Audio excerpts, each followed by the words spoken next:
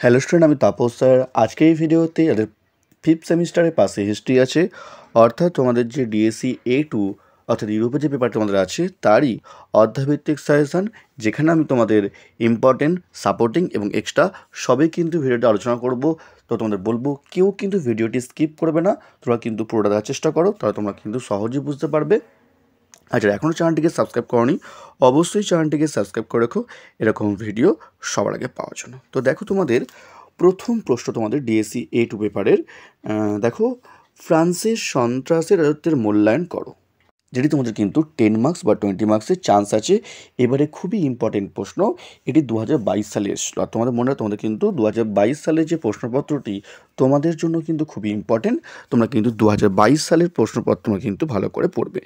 Next দেখো, মহাদেশীয় অবরোধ প্রথা নেপোলিয়নের পতনের জন্য কতটা দায়ী ছিল। এইটিও কিন্তু ভেরি ইম্পর্টেন্ট প্রশ্ন এবং তোমাদের কিন্তু পরীক্ষার জন্য কিন্তু বিশাল ইম্পর্টেন্ট।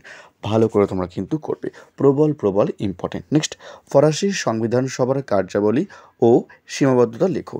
এটিও তোমাদের কিন্তু প্রবল ইম্পর্টেন্ট প্রশ্ন এবং পরীক্ষা কিন্তু এবছর আসার জন্য কিন্তু ভেরি ইম্পর্টেন্ট প্রশ্ন। তোমাদের কিন্তু 1, 2 আর 3 এই তিনটির মধ্যে তোমরা কিন্তু দুটি প্রশ্ন কিন্তু পরীক্ষায় এবছর কিন্তু আসার সম্ভাবনা কিন্তু অত্যন্ত প্রবল। ঠিক আছে, তোমরা কিন্তু সেভাবেই তোমরা কিন্তু তৈরি করবে। নেক্সট দেখো, তোমাদের পরের ইম্পর্টেন্ট প্রশ্নটা তোমাদের জার্মানিতে ন্যাৎসিবাদের উত্থানের কারণ বিশ্লেষণ করো। 20 মার্কস বা 10 মার্কস আসতে পারে। অথবা ইতালিতে ফ্যাসিবাদের উত্থানকে তুমি কীভাবে ব্যাখ্যা করবে। দেখো, হয় ন্যাৎসিবাদ না হলে ফ্যাসিবাদ, যে কোনো কিন্তু একটি পরীক্ষা কিন্তু এবছর আসবেই আসবে। তোমরা কিন্তু দুটো করলে একটি তোমরা কিন্তু অবশ্যই তোমরা কিন্তু পেতে পারো। ঠিক আছে, কারণ দুটির মধ্যে কিন্তু পরীক্ষা কিন্তু একটি বিশাল চান্স। নেক্সট, ইতালির ঐক্য আন্দোলন সম্বন্ধে প্রবন্ধ লেখো। বা প্রশ্ন আসতে পারে, ইতালির ঐক্য আন্দোলনে ম্যাসসানি, ক্যাভুর বা গ্যারিবল্ডির ভূমিকা লেখো। ভেরি ইম্পর্টেন্ট প্রশ্ন, এটিও কিন্তু পরীক্ষা কিন্তু ইম্পর্টেন্ট। ঠিক আছে, নেক্সট দেখো, পরের প্রশ্ন আমাদের, ইংল্যান্ডের কেন সর্বপ্রথম শিল্প বিপ্লব হয় বা ইংল্যান্ডের শিল্প বিপ্লব গড়ে ওঠার প্রেক্ষাপট লেখো। ভেরি ইম্পর্টেন্ট প্রশ্ন, হয় 5 মার্কস না হলে 10 মার্কস না হলে 20 মার্কস। এটি এমন একটি প্রশ্ন, এটি কিন্তু প্রবল ইম্পর্টেন্ট এবং পরীক্ষা কিন্তু খুব দেয়, ভালো করে তোমরা কিন্তু করবে। এটি 10 মার্কস আসতে পারে, 5 মার্কস আবার 20 মার্কস আসবে কিন্তু অবশ্যই। তোমরা কিন্তু সেভাবেই তোমরা কিন্তু করবে। Very important. নেক্সট দেখো, তোমাদের ফেভারিট বিপ্লবের কারণ ও ফলাফল লেখো। 10 মার্কস, 20 মার্কস অথবা 5 মার্কস তো আসতে পারে, এরকম আসতে পারে ফেভারিট বিপ্লবের কারণ লেখো, অথবা আসতে পারে ফেভারিট বিপ্লবের ফলাফল লেখো। তো এই যে তোমাদের বললাম 1 থেকে 8, এগুলো তোমাদের জন্য সবথেকে বেশি ইম্পর্টেন্ট তোমাদের ডিএসসি A2 পেপারের জন্য।